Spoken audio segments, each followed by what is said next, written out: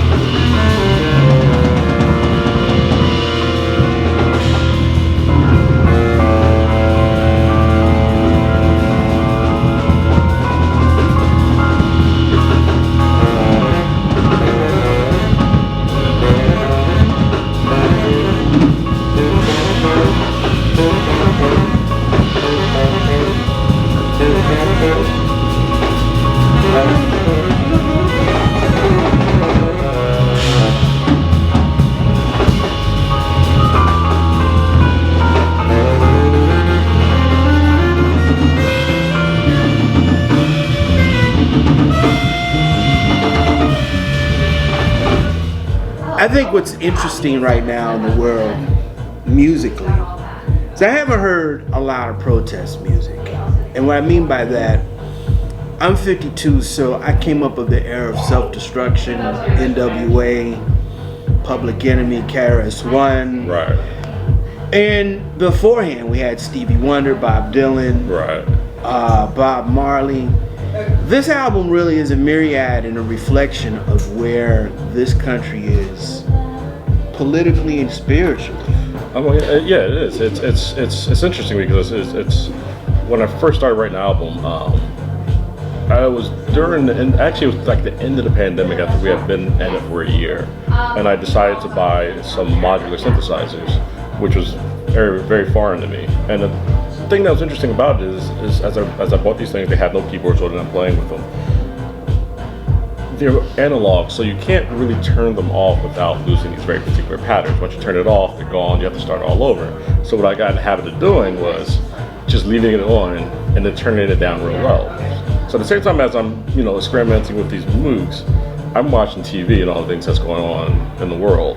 We had all the protests at the end of 2021 with our government. We had, a lot of racial tension in the air, a lot of political tension in the air, as we were talking about before. And it's as the TV's happening and the moods are happening at the same time, I kind of started thinking about a lot of different situations that pertain to the world and how the world saw me and how I saw the world. And as I was doing that, I was talking to more people than I've ever talked to in my life. Like this, most I've talked to people on the phone. And I got in touch, or long story short, she got in touch with me with a vocalist, Sia Makazuni, who's on an album, and she's in South Africa. And I got to know her music, and then we just started talking, and she was explaining a lot of things about, apartheid and all those things that were happening when she was growing up. So as we're having these discussions about here in the United States, all these things, and I'm watching the TV, and I got the movies coming on, as I'm writing music, and she's explaining that, and she's talking about coastal music, and it all started coming together in the midst of this tension. And I think the thing that I find, I've been saying this a lot lately, the thing I find interesting, or that I think is interesting about the situation is there's some examples on this album. We have Sunny Sun Ra on this album, a couple of things he's saying. We have Jane Elliott on this album, and I hit her up and talked to her, and it's, that was really fun. But in talking to like Jane Elliott and talking to other individuals, what I started to see was this repeated pattern of things that has not changed in the last 30, 40, 50 years. So, there's a couple artists that I talked to, and I said, I had this idea of this album called White Noise, and it has to do with like modular sense and, the state of our being as an African American or as a black person in this world. And it just, everybody I talked to immediately understood what the point and the idea was. I didn't have to, that was the interesting thing about it, I didn't have to give much instruction. We have Dante Clark on here, he's an amazing poet, and I was talking to him about it, and he was like, I'm into this. And then he sends me some stuff back, and I'm like, this is exactly what it is. And what I started to understand when I talked to the Black Opera about this, they were having the same experiences and the same thoughts about what was going on in society and the world as we are seeing it, as the world is, how it happens pertain to us. So it had, all this album ended up with a mixture of a lot of different people all coming to the same idea and the same conclusion about being black and what it means and how we are viewed and how we see the world. I didn't mean for it to be a protest album, which is the funny thing about it. It didn't come off like I'm going to put out an album like this. It just kind of naturally fell into that place naturally. Well, I think music reflects a chapter in an artist's life. Mm-hmm. What you started off saying at the beginning of your debut record is not where you are right now. And I think that a myriad of what you're saying in this music is that it's time to wake up. Well, yeah. That's the thing that's interesting. It's as I was saying earlier, it's like, why haven't we woke up? I guess is the better question. At this point, why have we not? All these things have been repeated, they've been documented, the studies are there. Why are we still in the same exact place as we were 20, 30, 40, 50 years ago? I'll bet a little bit more disguised in how the world works and how it functions, but why are we still here? I think it's a better question for me.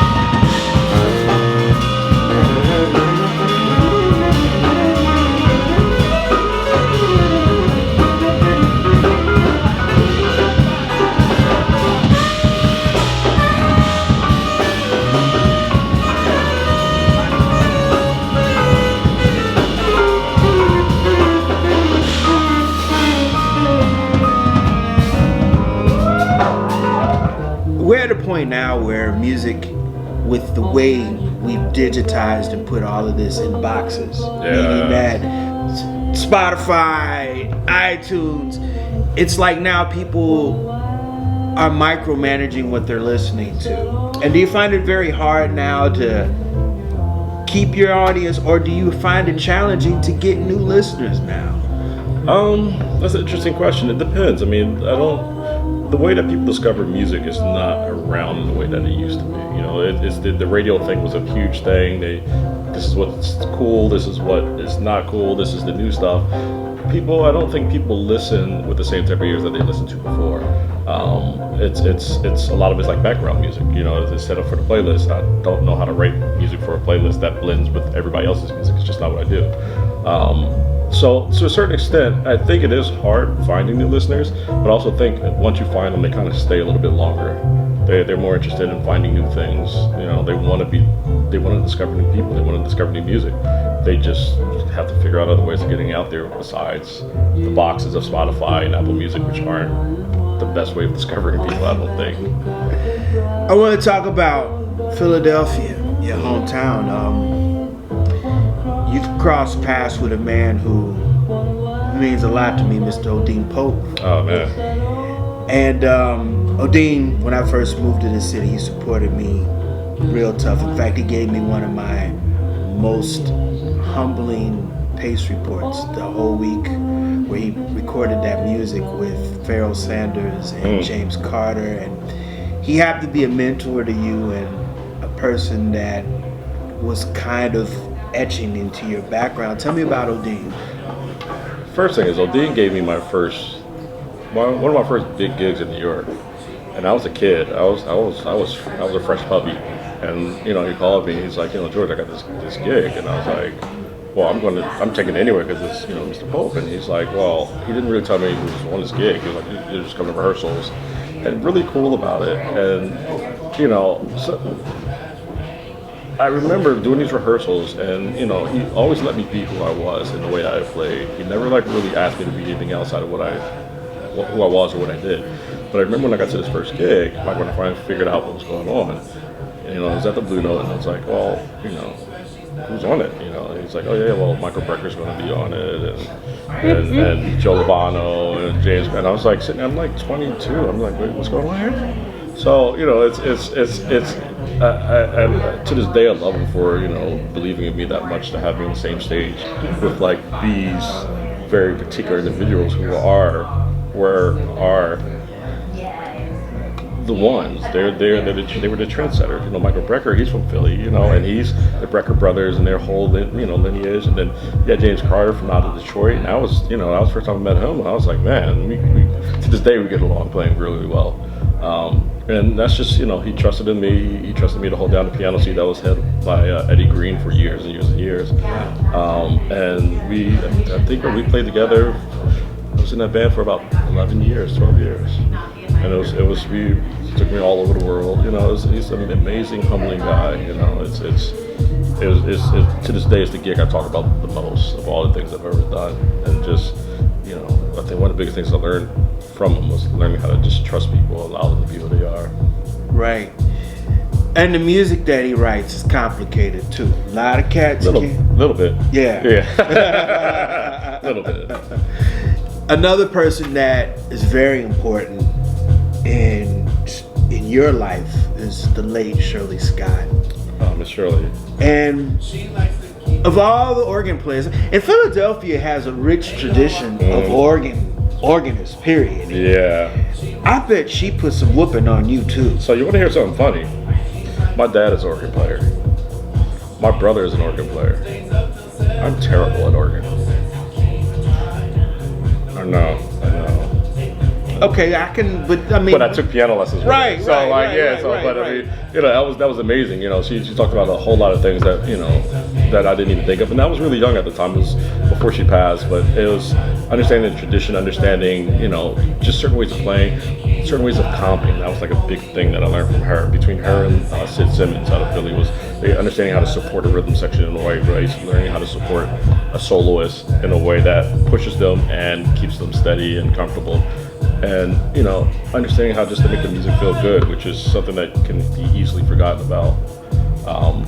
And there's just a lot of tons of other life lessons I learned from her also around that time. But amazing. It's just funny. It's like every time everybody says it, I'm like, yeah, I've never thought of myself as an organ player, but everybody else was around me was organ players.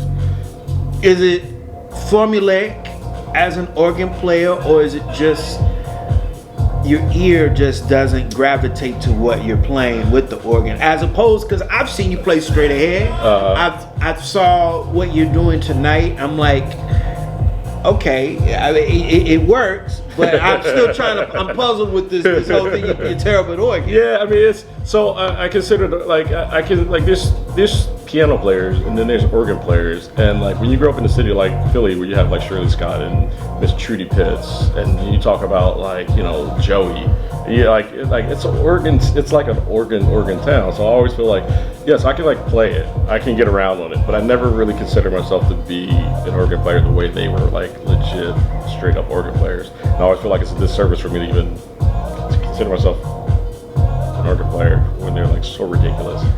I mean, I understand that you started off playing viola and violin. Yeah. How did we get to piano? Well, my parents, my dad played organ. I was saying earlier, my mom was a violin teacher. So when I was growing up, I started playing violin, and my mom was like, "Well, if you're going to be a musician, you got to play piano too." So I've always played piano all these years, and then I met some cats in Philly, jazz school, and there wasn't really much room for a jazz violin player, but there was a piano seat that was wide open, and I just stayed.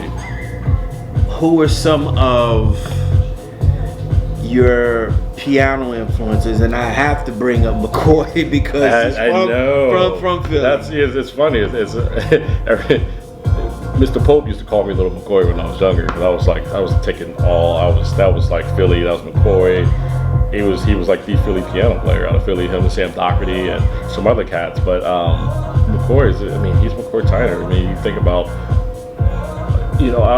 everybody always starts with McCoy with like, with Coltrane. But like in Philly, they made sure that we knew who McCoy was before the Coltrane years. So there's a whole lineage of McCoy playing in a different style that's like absolutely amazing, that every time I run into it, I'm like, yeah, you can hear where it came from. You can hear this history of it. You can hear how he got from there to the Coltrane years, and then to after the Coltrane years. And that's just history. I mean, that's Philly's really good for making sure that cats that come up through that system knows the history about it, knows all the players, knows all the tunes, knows what it came from, why it came from, why certain stories are behind certain tunes. And McCoy's a part of that lineage that pushed ahead a lot of pianists forward. What was your take on McCoy the first time you saw him perform live? Oh, that was wildness. I remember seeing him. There was a festival in Philly called the Citizen Bank Festival, I believe. I think that's what it was. And I remember I was maybe like 16, 17, and I went to this festival. It was me, Bilal, and Jonathan Blake. And the reason I went was because Jonathan Blake was like, "Oh yeah, my dad is playing with McCoy Tyner," and we were like, "Oh," so we all went and checked it out. And I remember sitting there and watching, like, and feeling just the power of his playing come through the audience. And it was kind of, for me, it was kind of frightening, because I didn't know intensity could get that intense. Like, it was just kind of like, wait, what is happening right now? Like, is this really this intense? And to this day, I remember that concert. And I remember like the feeling that I had, and it's something I always kind of carry with me. Just trying to play music for what music is, and not trying to be held back by anything and put your raw emotion into it to a certain extent.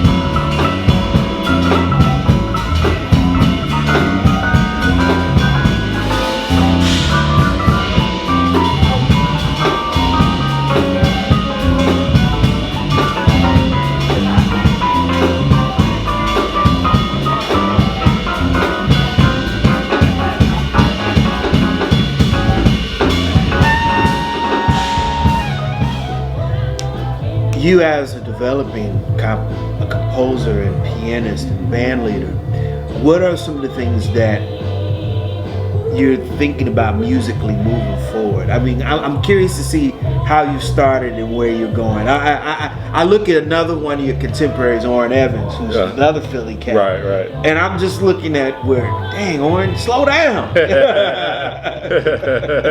I mean, you got to keep going, right? I mean, I'm a very curious individual in general. You know, I like to check out a lot of different things, and it's funny. I came upon the idea.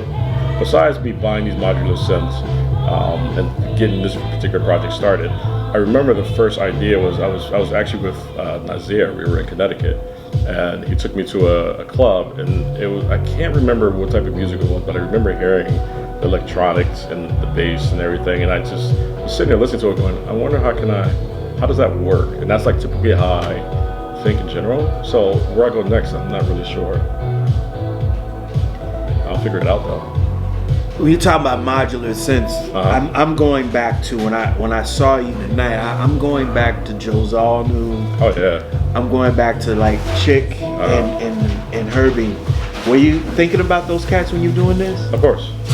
I went back, pulled all those albums from the 70s, was checking out all the things they were playing. You know, I was even, and it was funny because at the same time I was checking out that, you know, there was like 6 month period I was like really deep into that again. Because, you know, you spin around, you check them out, then you come back and check them out again, and you hear them in a whole different light, you check them out again.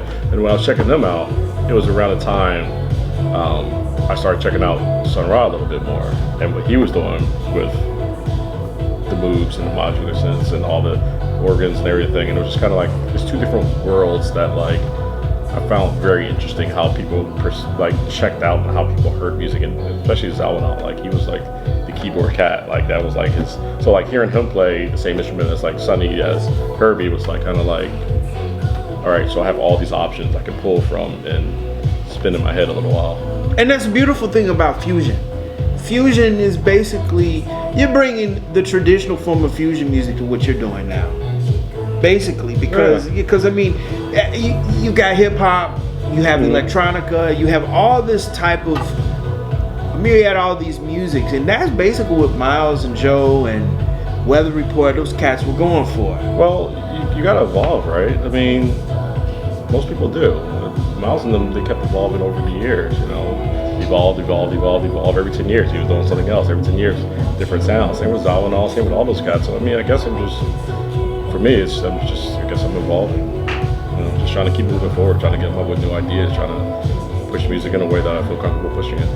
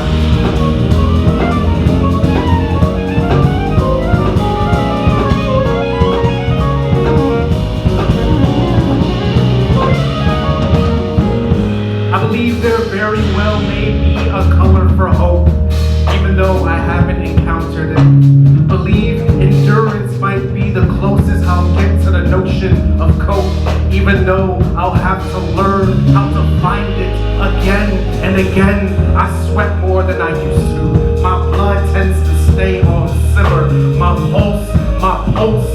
pulse has long left my breath behind.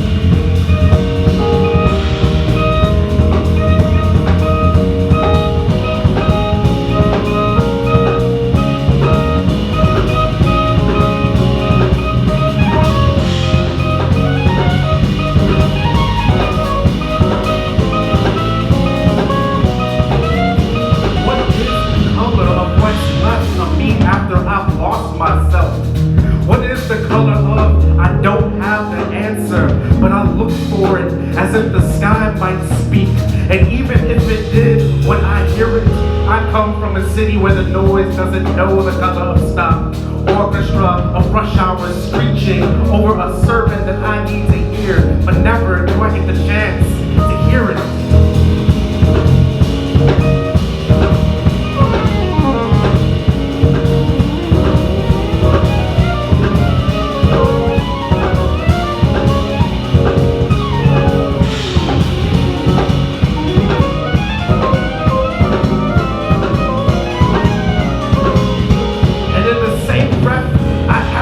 I can't ask no more. What is the color of sleep in a world that won't grant me the time to rest? What is the color of time and the color of time running out? My desperation is the color of an endless scroll of questions. My questions won't stop until you ask them to, and you ask them to, and I ask them again. I always tend to have these colors met me in a place where I can never expect them to arrive. A color where we all expect for something to arrive. We need to know the color of peace. A color we've only been taught to dream. The color that's only been granted to us if we force it. The color of us being cloaked by what will spare us from dread. May the afterthought of deliverance become an afterthought. And we know this before we may not know it any longer.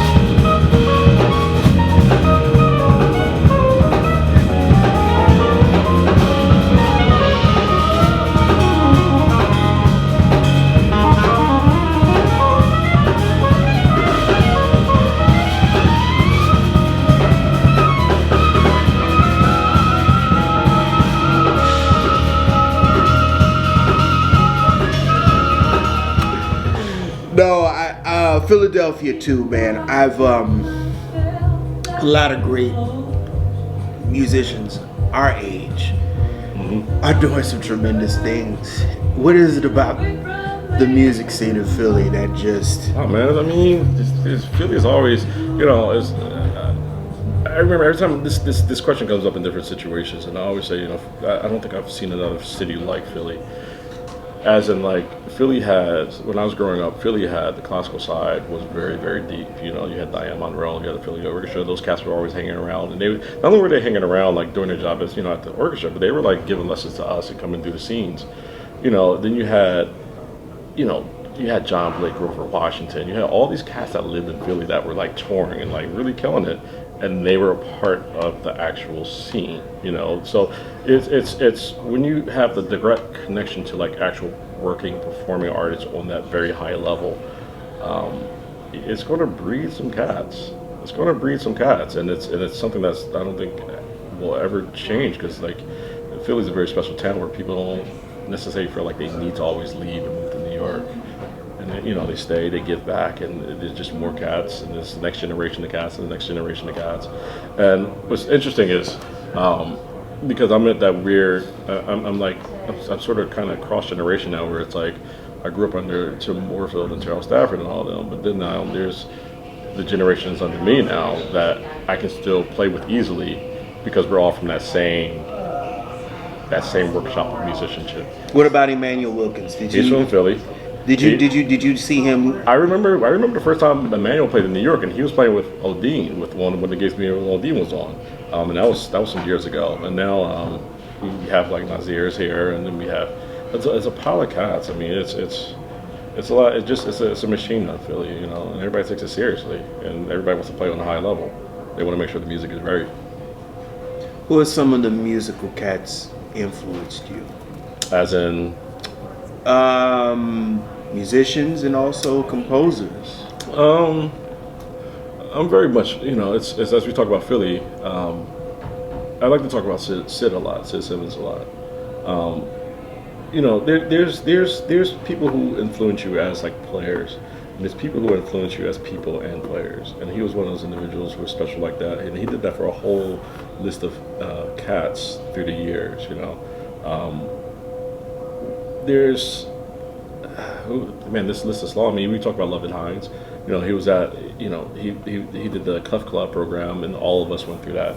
We talk about Jalil, we talk about Jonathan, we talk about Blau, we talk about Warren, we talk about, you know, all of us have went through that program. So, you know, he's a really big influential individual also. And we can keep going down this list. There's so many cats, but it's you know, Philly scene itself is just a big influence all the way around.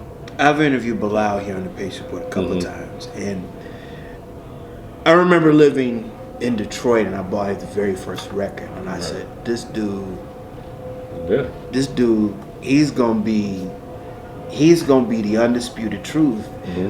Tell me about the first time you met Bilal, and what did you see musically? Because he's everywhere. It was so there was a gang of us that used to hang out, and I remember we used to go to, we all went to Kappa, and then we would leave high school, and then we would walk down the street and go to the gallery, and he was in the vocal department, and then the rest of us was in the instrumental department. And I remember when he started, like, he was like one of the few male vocalists in the vocal department, and then he was always hanging with us. And I remember when he's like started singing jazz, and everybody kind of went, oh, he hears things. Like, it was like this click, like everybody just kind of went, he's not like the rest of us. Like, you know what I mean? Right. And like everybody had that thing looking at him like, huh, you hear some other stuff, like, you know, and he's always been cool. You know, we used to hit the scenes together. I was telling somebody the other day, we were trying to get to Ortlieb's when Ortlieb's was like, it was desolated over that area. It was just like one club and then a bunch of broken down warehouses. And we used to catch the bus, walk down these dark streets to get to this one jazz club, and Bilal would get up, and we all get up and play and sing, and when he would sing, we would play. And I remember very vividly, like, times he'd go up there and sing, and we were all like, yeah, he's different. Yeah. You know, so, you know, but it's killing because it shows you, you know, what you can do if you have a nice supportive community around you in music, you know, and how far an individual can get pushed or be encouraged, you know, so. That'll do it again for this very special edition of the Pace Report. I'm Brian Pace. I'd like to personally thank the incomparable George Burton for his time. Make sure you support his brand new CD, White Noise, which is now available on iTunes, Amazon.com, and Spotify. For more upcoming information on his tour dates, please visit him online at georgeburtonmusic.com. And if you're going to be in New York City at the beginning of 2025, make sure you catch him live at the 2025 New York Winter Jazz Festival. Also, I'd like to personally thank Stretch Armstrong and the staff at 9 West for their warm hospitality. As always, people, I can't stress this more than enough. Please like, share, and subscribe, and leave comments on my videos here on YouTube and Vimeo and Facebook. And follow me on social media by way of Instagram, Twitter, and Facebook. Until next time, remember, if it's in the groove, it'll make you move. Till next time, peace.